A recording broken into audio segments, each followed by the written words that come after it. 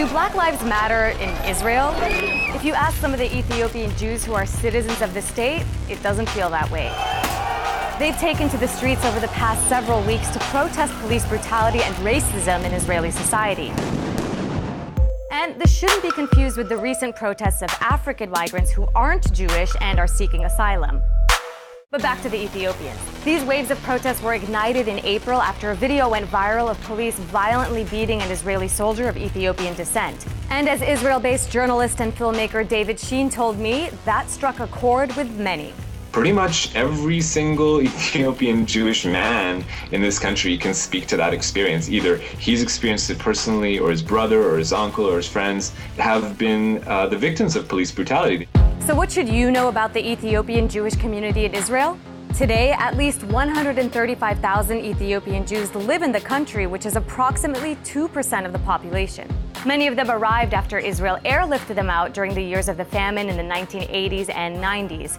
Before that, thousands of Ethiopians tried to reach Israel by land, many dying on the journey. But today, despite the fact that these Black Jews of Israel are citizens of the state, which entitles them to equal protection under Israeli law, and despite the fact that they serve in the Israeli army and speak fluent Hebrew, they have long been the victims of systemic discrimination. Just how bad is it?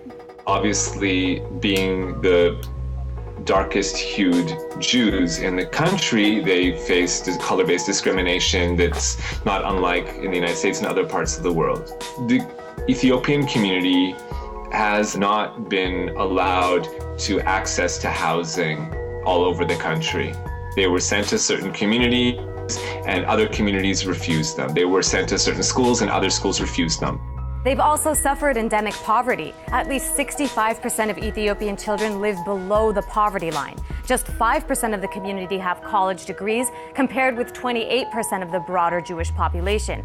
And on top of that, 1/5 of the inmates in juvenile facilities are Ethiopian Israelis. As organizer Moria Zalka told me, the younger generation of Ethiopian Israelis are fighting to change all of that. We were born here, we were raised here, we got the education here. So we know our rights, we know what we want. Until we won't see a result, but true result and a long-term results, we won't stop. So given the community's demands for social justice today, what is the government doing? Well, Prime Minister Netanyahu met with the Ethiopian Israeli soldier who was beaten by police and told him,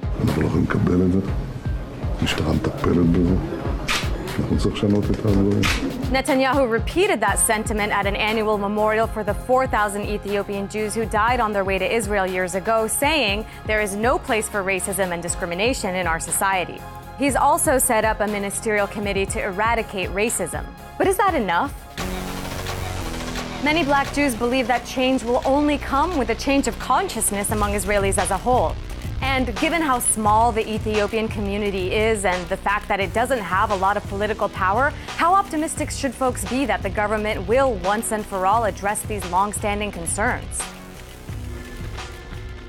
3,044 קילומטר עברתי.